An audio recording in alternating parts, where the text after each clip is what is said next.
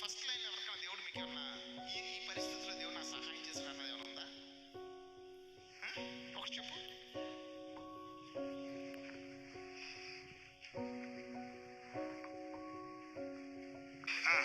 2024లో Covid వచ్చింది. నాకు Covid వచ్చేసి మీడియం స్టేజ్లో ఉంది.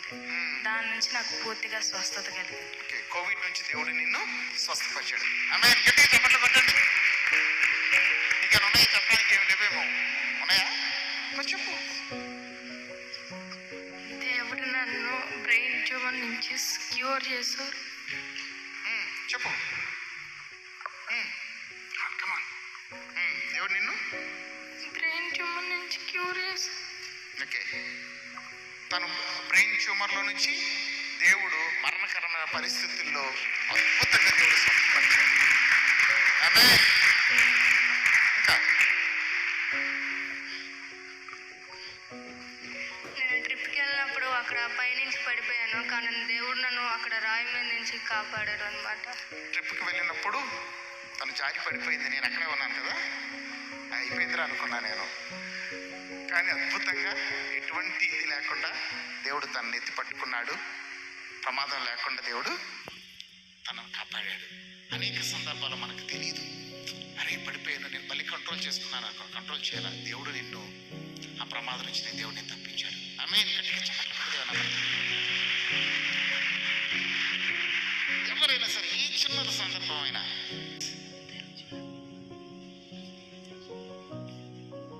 నేను 10th క్లాస్ చదువుకున్న టైంలో నాకు స్కూల్లో ఫీజు కట్టడానికి డబ్బులు లేదు నా దగ్గరే. ఆ టైంలో దేవుడు కాపాడారు నాకు. ఆమేన్. ఫీజు కట్టడానికి డబ్బులు లేని టైంలో దేవుడు నీకు ఆమేన్. చప్పట్లు కొట్టండి ఒకసారి. చాలాసార్లు ట్రావెలింగ్ అప్పుడు మా పేరెంట్స్ అందరూ ఒక కార్లో వెళ్తూ, కజిన్స్ అందరూ ఒక కార్లో వెళ్తుంటే మేము మాట్లాడుకుంటూ వెళ్తున్నాం. ఎదురుగా లారీ ఎప్పుడు వచ్చిందో తెలియదు. కొన్ని జస్ట్ 1 మీటర్ దూరంలో ఉంది. జస్ట్ మనం పట్టించుకోకపోతే అది మమ్మల్ని నేను ఇట్లా బతికి ఉండేవాళ్ళం కాదు. కానీ ఆ సమయంలో దేవుడు ఆ కార్ నడిపే అతనికి కాన్షియస్ డ్రైవ్ చేసి మరణం నుంచి తప్పించారు. ఆమేన్. మరణకరమైన పరిస్థితుల్లో ఆ ప్రమాదం నుంచి దేవుడు కాపాడాడు. నేను డిప్లొమా చదివే టైంలో కొంచెం ఫీవర్ వచ్చి నేను బాగా సిక్ అయిపోయాను అనమాట. సిక్ అయ్యడం దాని తర్వాత ఎంత మెడిసిన్ వాడినా, ఎంత ట్రై చేసినా మనుషుల వల్ల అవ్వాలని నన్ను బాగు చేయడం. కానీ నేను తిరిగి మారుమనసు పొందినప్పుడే నేను బాగా అయ్యాను. దేవుడు ఈ విధంగా నా జీవితంలో మేలు చేశారు. ఆమేన్. తనకున్న అనారోగ్యం ఏ మనుషులు ఏ డాక్టర్స్ చేయలేనిది తన మారుమనసు పొందిన తర్వాత ఆ పరిస్థితి నుంచి దేవుడు స్వస్థపరిచాడు. కాదు, నిజంగా లిటరల్గా నేను లాస్ట్ దగ్గరకు వచ్చేసరికి నాకు గ్రేట్ రిజల్ట్, డిస్ట్రిక్ట్ 3గా నన్ను దేవుడు దీవించాడు. అలా ఆమేన్. తను చదువులో చాలా వెనక ఉండేది, అస్సలు చదివేది కాదు. బట్ 10th అయ్యేటప్పటికి తను డిస్ట్రిక్ట్ 3rd ప్లేస్లో తను ఉన్నది. ఆమేన్. Full drinker. అంటే మేము చిన్నపిల్లలుగా ఉన్నప్పుడు చాలా డిస్టర్బెన్స్, అసలు చదువుకోవటానికి వీలు ఉండేది కాదు. ఇంటికి తిరుగుతా, అసలు ఇంట్లో సిచ్యువేషన్స్ కూడా బాగుండేవి కాదు. ఎప్పుడైతే ఈ సహవాసం పరిచయం అయిందో దేవుడు అద్భుతంగా మా నాన్నని మార్చి కుటుంబంలో ఎంతో నెమ్మదినిచ్చారు. ఆ తర్వాత నుంచి మేము ఒక్కొక్కరంగా మారు మనసు పొందటం, రక్షించబడటం జరిగిందన్నమాట. మరి సహవాసం ద్వారా తాగుబోతుకున్నటువంటి తండ్రి మరి తన అలవాట్లు మార్చుకొని మరి కుటుంబం అంతా కూడా రక్షించబడదని దేవుడు కృప చూపించినాడు. నేను ఎప్పుడు వచ్చినా కానీ వింక్ దగ్గరకు వచ్చి ప్రార్థన చేస్తాను. కానీ నిన్న వచ్చి ఇక్కడ ప్రార్థన చేసి ఆ సైట్కి వెళ్తే నిన్న కరెంట్ షాక్ కొట్టింది. అప్పుడు అనుకున్నాను, నిజంగా నేను ప్రార్థన చేసుకుపోతే కరెంట్ షాక్ వల్ల నేను అక్కడ నా ప్రాణం ఏమైపోయేదని చాలా ఏడ్చాను. వచ్చి కూడా వెంటనే వచ్చి అన్నయ్య ఇట్లా కరెంట్ షాక్ కొట్టిందని నాకు చాలా భయం వేసిందని అన్న. సరే అమ్మ నేను చూస్తాను అని అన్నారు. ఆమేన్. కరెంట్ షాక్లో నుంచి దేవుడు మరి తన ప్రార్థన, దేవుడు తనని ప్రాణహాని నుంచి కాపాడాడు.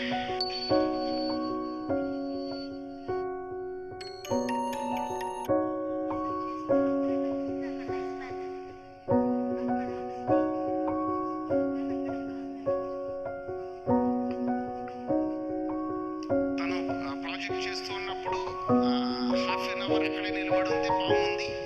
బట్ పాము తను ఏమీ చేయకుండా దేవుడు మరి ఆ రోజు దానియేలుని ఆ సింహం బోన్లో పెడితే సింహం నోరు మూయించిన దేవుడు ఆ పాము కరవకుండా దేవుడు సహాయం చేశాడు. ఆమె గట్టిగా చప్పట్లు కొట్టి దేవుడు నామని మహిమ పొందుతాం. చెప్పినాను ఇక్కడ ఒక పెద్ద ట్రాన్స్ఫార్మ్ రోడ్డు క్రాస్ చేస్తున్నప్పుడు ట్రాన్స్ఫార్మ్ దాటి తను వెళ్ళింది, తను అట్లా వెళ్ళింది, ట్రాన్స్ఫార్మ్ వెళ్ళిపోయింది. ఆమె చాలా ప్రమాదం. దేవుని యొక్క ప్రణాళిక నీ జీవితంలో ఉంది. సో దేవుడు తప్పనిసరిగా దేవుడిని నిలబెట్టుకుని దేవుడు వాడుకుంటాడు. He has a great plans. అపవాది డిస్టర్బ్ చేయడం ట్రై చేస్తుంది, బట్ దేవుడిని నిలబెట్టుకోవాలని ఆశించి ప్రార్థన చేద్దాం. నేను చిన్నప్పుడు అమ్మ కడుపులో ఉన్నప్పుడు ఇద్దరు అన్నయ్యలు, తర్వాత మళ్ళా అమ్మాయి పుట్టదు అబ్బాయి పుడతారని చెప్పేసి మా డాడీ 6 months వరకు ప్రెగ్నెన్సీ పోవడానికి అని చెప్పేసి ట్యాబ్లెట్స్ వేయించారంట. కానీ నేను ప్రెగ్నెన్సీ పోలేదు. అప్పుడు డాక్టర్ దగ్గరికి వెళ్తే అమ్మని కడుపులో ఉన్నది గట్టిపిండం, మీరు ఇంకా అలా ట్రై చేస్తే మీ ప్రాణానికి, తల్లి ప్రాణానికి ప్రమాదం అవుతుంది, ఈసారి కనేయండి అని చెప్పేసి సలహా ఇచ్చారు. సో 6 months మరి దేవుని గర్భంలోనే నన్ను ఎక్కడ దాచారో తెలీదు. అలా ట్యాబ్లెట్స్ వేసినా కూడా దేవుడు నన్ను బయటికి పుట్టించడానికి దేవుడు సహాయం చేశారు. ఇంకా చాలా ఉన్నాయి. నా డ్రీమ్ 2023లో ఓన్గా ఒక పాట రిలీజ్ చేయడానికి ప్రభు సహాయం చేశారు. తర్వాత ఫస్ట్ కోవిడ్ టైంలో మా ఫ్యామిలీ, అన్నయ్య జాబ్కి వెళ్తూ ఉండేవాడు, నేను మా మమ్మీ అన్నయ్య వదిన అందరం కలిసి ఉండేవాళ్ళం. అయితే అన్నయ్యకి కోవిడ్ వచ్చింది. కోవిడ్ వచ్చి ఫీవర్ వస్తే వెంటనే టెస్ట్ చేయించుకుందామని విజయవాడ బందర్ నుంచి నూజివీడు వచ్చేసాం. అందరికీ టెస్ట్ చేస్తే అన్నయ్యకి, వదినికి, పాపకి 3 నెలల పాపకు కూడా కొంచెం లైట్గా, అన్నయ్యకి సివియర్ కోవిడ్ వచ్చింది, వదినికి పాపకి కొంచెం లైట్గా ఉందని తెలిసింది. కానీ బై గాడ్స్ గ్రేస్ అమ్మకి నాకు నెగిటివ్ వచ్చింది. తర్వాత కర్నూలు డిసెంబర్ మంత్లో కర్నూలులో సేవకని వెళ్తున్నప్పుడు కారులో నేను, సారికక్క, రమేష్ అంకుల్ డ్రైవ్ చేస్తున్నారు. రవణయ్య, నేను, సారికక్క కారులో కడప వెళుతున్నామన్న. వెళుతుంటే ఎదురుగుండా పెద్ద లారీ వస్తుంది. అంకుల్ మాట్లాడుకుంటా స్లోగా వెళుతూ ఉంటే అటు వెళ్ళాల్సిన సడన్గా ఇటు తిప్పేటప్పటికి ఇంకా అంకుల్ స్లో చేసినట్లయితే అది మమ్మల్ని డాష్ ఇచ్చేసేది. కానీ అంకుల్ ఫాస్ట్గా టర్న్ చేయబట్టి మేము ఆ రోజు సేమయం లేకపోతే మేము భూమి మీద ఉండేవాళ్ళం కాదేమో. ఇలాంటి మేలులు చాలా ఉన్నాయి. తర్వాత లాస్ట్ ఇయర్ నేను గాల్ బ్లాడర్ స్టోన్తో చాలా సఫర్ అయ్యాను. 1 year. దేవుని బిడ్డల ప్రార్థన, సంఘం స్త్రీలందరూ ప్రార్థన, దేవుడు దాని నుంచి నాకు గొప్ప విడుదలిచ్చి మళ్ళీ ఆరోగ్యంగా నన్ను ఉంచారు. దేవుడు నా మనకి మహిమకరంగా వాడుకుంటున్నారు. ఆమేన్. మరి ఇంత చక్కటి స్వరంతో కూడినటువంటి పాటలు మరి తను తల్లి గర్భంలో ఉండగానే 6 నెలలు గర్భం పోవడానికి మందులు వాడినా మరి ఆ గర్భం గట్టిపెట్టడం మరి దేవుని యొక్క చిత్తం, దేవుని ప్రణాళిక ఉంది కాబట్టి దేవుడు తనను నిలబెట్టుకున్నాడు. అనేక ప్రమాదాల నుంచి దేవుడు కాపాడుతూ ఉన్నాడు. మరి దేవుని కోసం బలంగా సహోదరి వాడబడాలని మనం ఆశిద్దాం. అన్నయ్య నందికామ నుంచి నూజివీడు వచ్చేవాళ్ళం అన్నయ్య సెకండ్ సాటర్డే అప్పుడు. ఎప్పుడు సెకండ్ సాటర్డే వద్దామని చెప్పినా ఏదో ఒక ప్రాబ్లం వచ్చేది. అట్లా 3 times బండి మీద నుంచి ఇద్దరం పడిపోయాము. కానీ అసలు నేనైతే కాన్షియస్లోనే ఉన్నానా లేదా అని చాలాసార్లు అనుకున్నాను. అలా నా జీవితంలో 4 సార్లు భయంకరమైన యాక్సిడెంట్స్ జరిగినాయి అన్న. కానీ దేవుడు సజీవంగా నన్ను ఈరోజు ఇక్కడ నిలబెట్టారు. దేవుడు నమ్మకం. ప్రమాదకరమైన పరిస్థితి నుంచి దేవుడు తనను కాపాడటం మనం చూస్తున్నాం.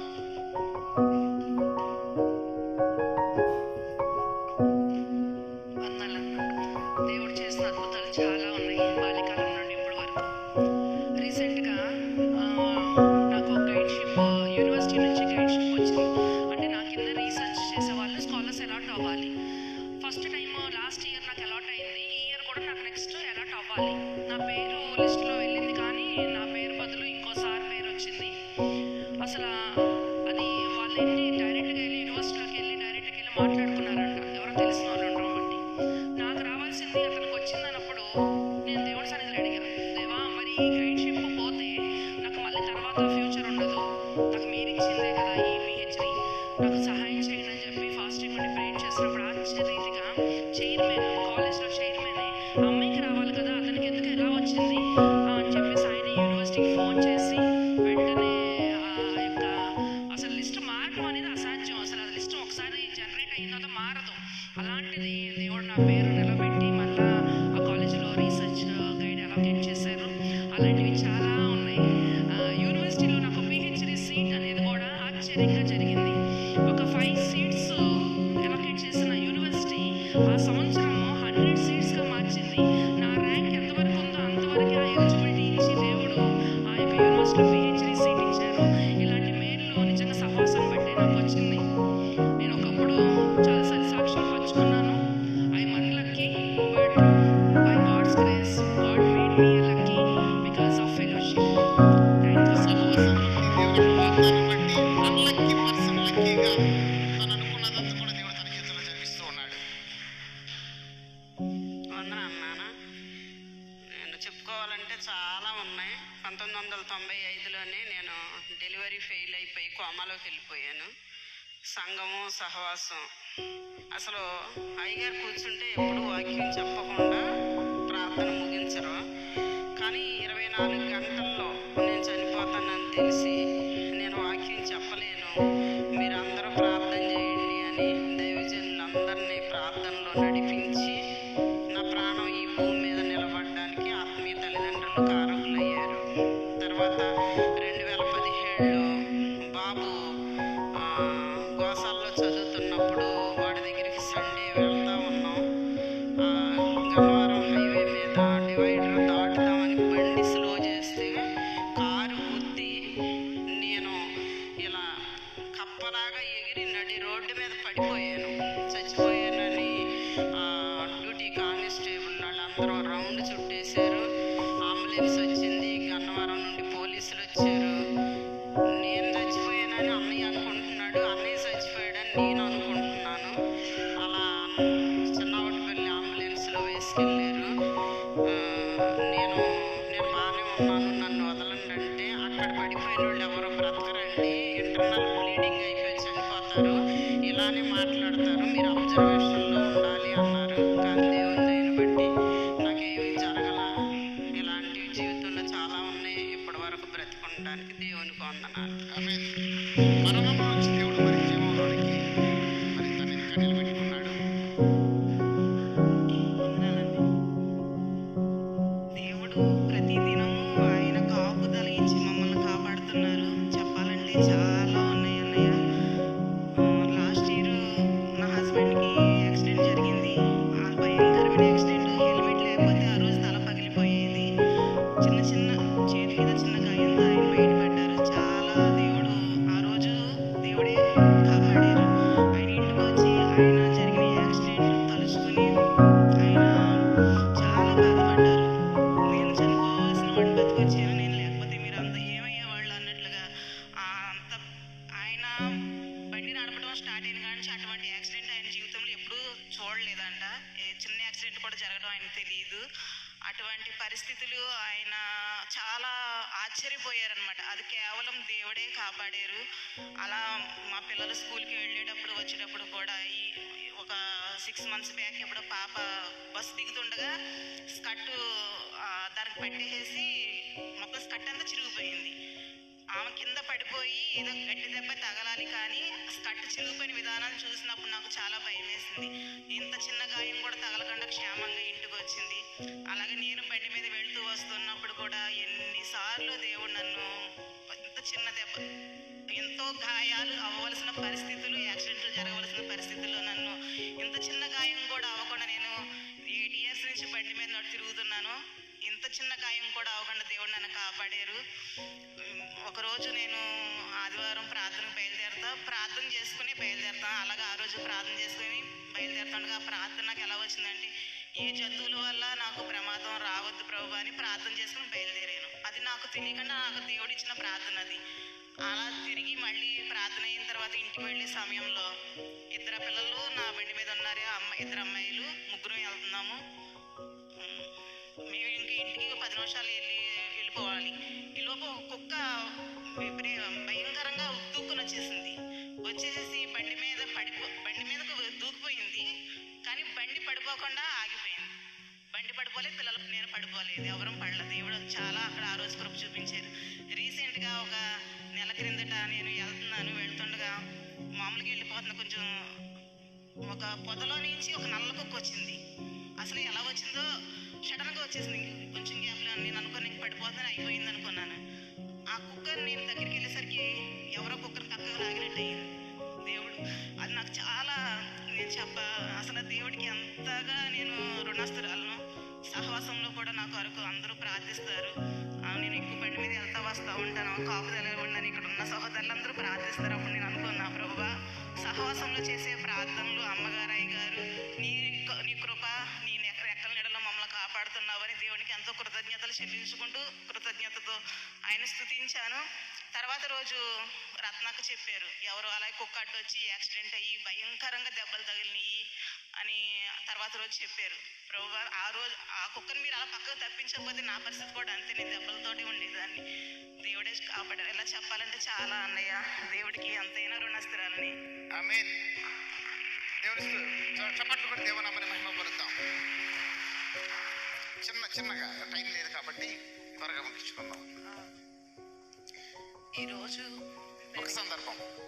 ఈరోజు మేము మా కుటుంబంతో మేము ఇక్కడ ఉన్నామంటే అది కేవలం దేవుని బిడ్డలను బట్టి అన్నయ్య వాళ్ళైనా ఎవరైనా సరే.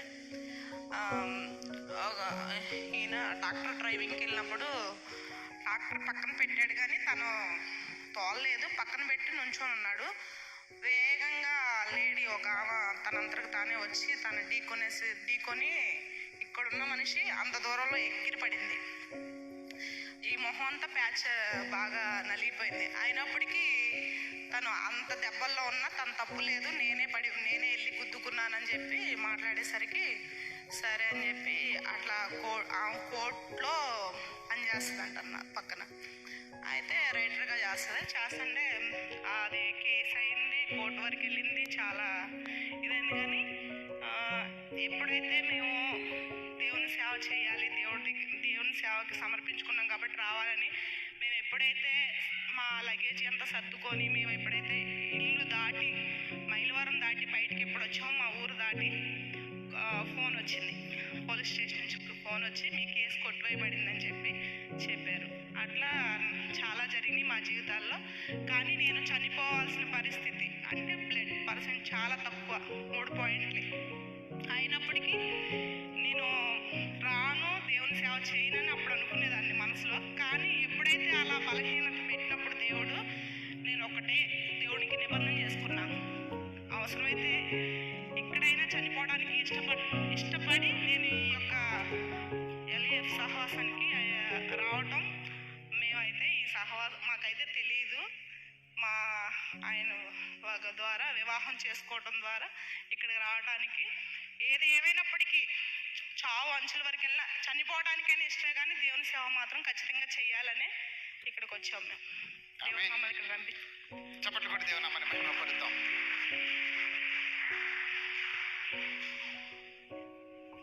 దేవుని నామానికి వందనాలయ్యా. నేను చిన్నతనంలోనే 1.5 year అప్పుడే చనిపోవలసిందన్నంట అమ్మ చెప్పేది. ఇక్కడ పెద్ద ఒట్టిపల్లి దగ్గర జోసఫ్ తంబి తిరణాల్లో ఏదో పులిహార పెట్టినప్పుడు అది పాయిజన్ అయిపోయి బ్లడ్ అంతా బ్లాక్గా మారిపోయిందంట. ఇంకా ఊర్లు అందరూ పిల్ల చనిపోయిందని చెప్పుకున్నారు. అలాంటి సందర్భంలో దేవుడు నన్ను బ్రతికించి శ్రేష్టమైన సహవాసాన్ని ఇచ్చారు, రక్షించుకున్నారు. ఆ తర్వాత ఆయన చేసిన మేళ్ళు ఎన్నో నా జీవితంలో. బిడ్డలు లేని నాకు బిడ్డల్ని ఇచ్చారు. ఇంకా మా జీవితంలో మేము చిన్నవుటిపల్లి మాది, మా అత్తగారి ఊరు. అక్కడి నుండి అక్కడ కొంచెం పొలాలు ఉన్నాయి. పొలాలు ఉంటే ఆ పొలాలు వేరే వాళ్ళకి రాసేస్తానని తాతయ్య అన్నప్పుడు ఆ ఆస్తి ఇట్లా రాసేస్తానన్నాడు. ఆయనకి కొంచెం అర్థమయ్యేటట్టు చెప్దామని చెప్పి మేము బండి మీద వెళ్తూ మరలా తిరిగి వచ్చేటప్పుడు అయ్యో విషయం చెప్పకుండానే వచ్చేసాము. మరలా వెనక్కి తిరిగి వెళ్ళి ఆ తాతయ్యకి 120 సంవత్సరాలు ఆయనకి విషయం చెప్దామని టర్న్ అయ్యి తిరిగి medical college Pinnamaneni medical college దాటి మా ఊరు వెళ్ళాలి.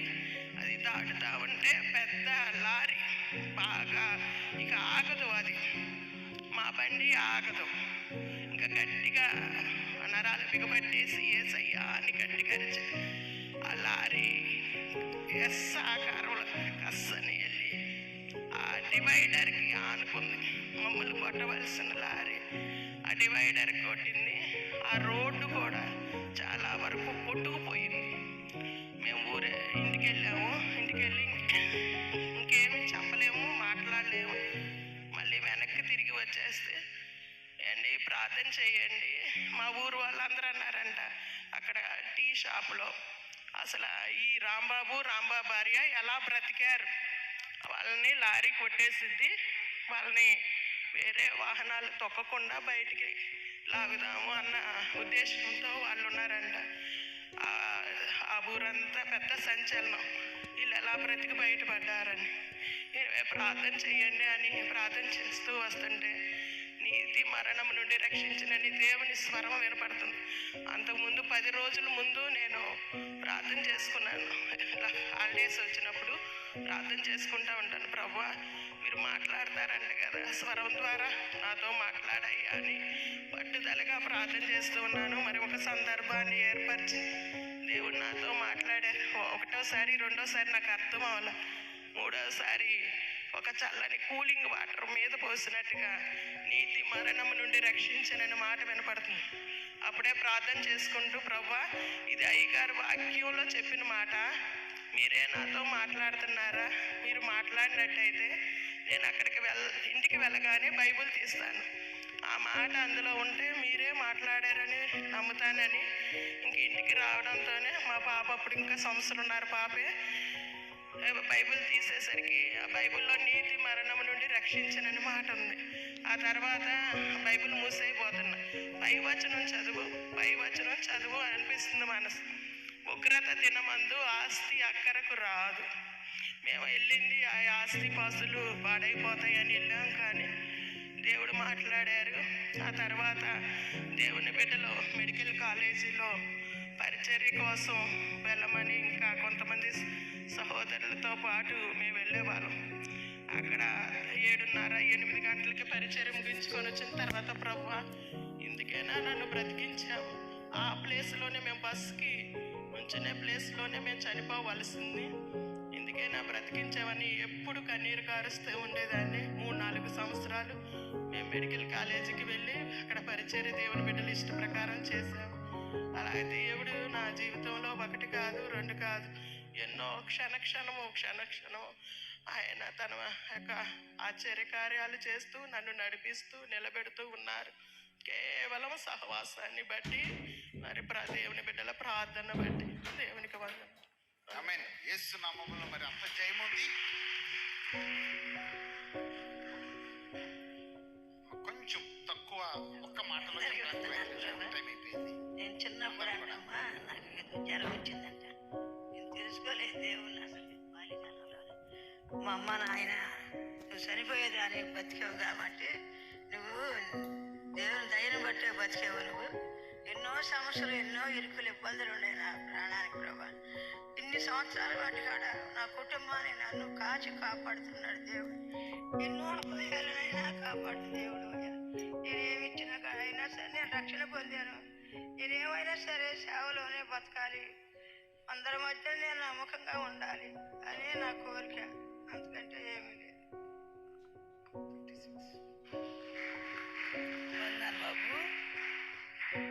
బాబువాడు బాల్యకాలం నుండి మేము తోటలో ఉన్నాము. అప్పుడు ఆర్సీఎంలో నుండి మారుమల్సిపోయింది, అక్కడికి వచ్చాము.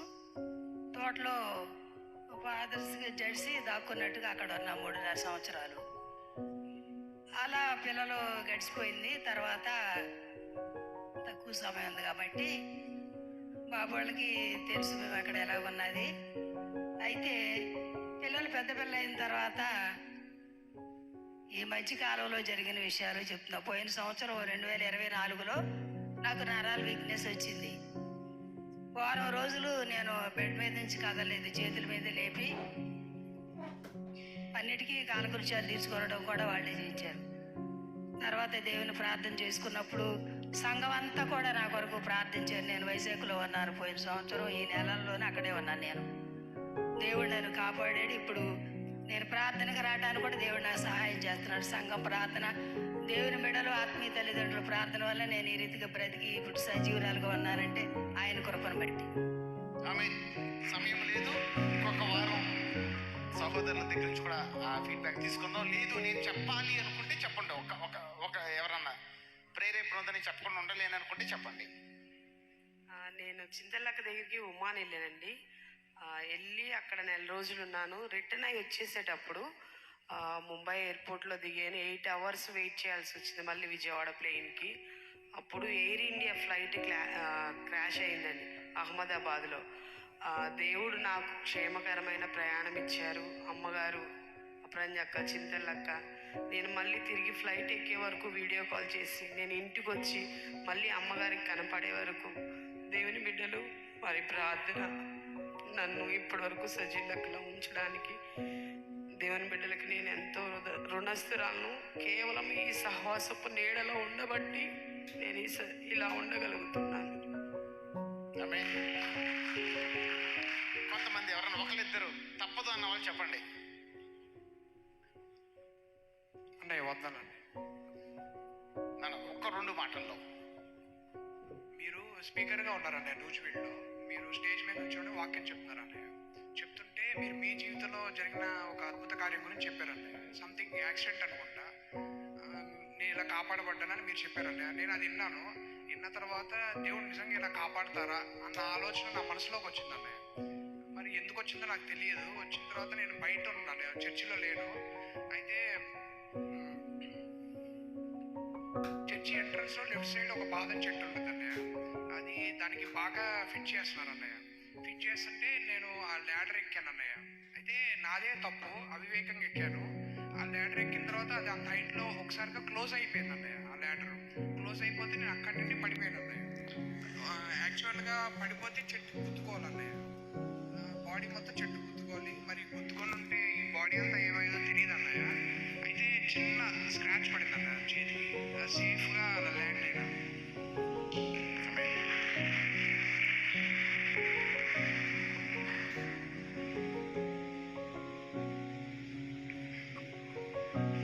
దేవునామానికి వందనాలు, అనేక వందనాలు. నేను తిరుపతిలో 5 years అవుతుంది తిరుపతిలో ఉండబట్టి. చాలామంది యాక్సిడెంట్ అయ్యి వాటి గురించి చెప్తా ఉన్నారు. అయితే నా జీవితంలో చాలా ఉన్నాయి. అయితే విశ్వాస ప్రయాణం తిరుపతిలో ఉన్నాను కాబట్టి దేవుని మీద ఆధారపడటం, విశ్వాసం దేవుని మీద ఉంచడం విషయం నేను ఎదుర్కొన్న సందర్భం గురించి చెప్తా ఉన్నాను. అయితే నాకు మ్యారేజ్ అయ్యి 6 months అవుతుంది. 5th monthలో జరిగిన సంఘటన చెప్తా ఉన్నాను. ఏంటంటే మా ఇంట్లో కూరగాయలు, గ్యాస్ అన్నీ అయిపోయినాయి. నేను యాక్చువల్గా నాకున్నది ఏంటంటే నేను ఎవరిని అడగను డబ్బులు. 5 years నుండి ఎవరిని ₹1 నా చిన్న వయసు నుండి ఎవరిని డబ్బులు అడగటం అలవాటు ఉండదు. దేవుని మీద ఆధారపడటం. సో దేవుడే ఏ విధంగా అయినా దేవుడే ఇవ్వాలని ఇంట్లో మా మిసెస్ నేను ఇద్దరం ప్రార్థన చేసుకుంటా ఉన్నాం. అయితే నేను ఎవరిని డబ్బులు అడగలేదు, మా మిసెస్ ఎవరిని అడగలేదు, ఎవరికి చెప్పలేదు కూడా. కానీ సాయంత్రానికి ఇద్దరు వ్యక్తులు వచ్చి కూరగాయలు, గ్యాస్ ఫిలప్ చేసి తీసుకొని ఇంట్లో వచ్చి పెట్టారు. నాకు చాలా ఆశ్చర్యం వేసింది. అరే నేను అనుకున్నాను, నేను ఎవరిని అడగను ప్రభువా, నువ్వు ఏ విధంగా ఇస్తావు, అది నేను చూడాలి నా కనులారా అనేసి ప్రార్థన చేశాను. దేవుడు సాయంత్రానికి తీసుకొని వచ్చారు. దేవునికి వందనాలు. చాలా ఉన్నాయి. స్థానిక మైలవరంలో ఉన్నటువంటి బిల్ప గారు, సంజయ్ పరిచర్య ద్వారా ఈ సహవాసాన్ని దేవుడు మాకు ఇచ్చారు మా తల్లికి. అప్పుడు అన్యులలో ఉన్నటువంటి నా తల్లికి నిజమైన దేవుడు ఎవరో తెలిసేలాగా దేవుడు సహాయం చేశారు. తను ఇక్కడికి వచ్చి మారు మనసు పొందేలాగా నిజమైన దేవుడు ఎవరో తెలుసుకొని ఆయన్ని ఆరాధించేలా చేశారు. అంతేకాదు అదే సేవకుల ద్వారా మళ్ళా నాకు ఈ సహవాసాన్ని ఇచ్చారు. తల్లి సహవాస సేవకులు ఈ స్థలానికి నేను కూడా వచ్చి మారు మనసు పొందటానికి, నా పాపాలన్నీ ఒప్పుకొని రక్షణ పొందడానికి దేవుడు నాకు సహాయం చేశారు. అంతేకాదు నా కుటుంబాన్ని కట్టుకొని దేవుడు సేవలోకి నేను కూడా వెళ్ళటానికి దేవుడు నాకు కృప చూపించారు. ఈ మేలులన్నీ కూడా దేవుడు నాకు ఈ సహవాసాన్ని బట్టి దేవుడు నాకు ఇచ్చారు. మీ అందరికీ సరే, చివరిగా నేను ఒక సందర్భాన్ని నేను మీకు జ్ఞాపకం చేసి నేను ముగిస్తాను.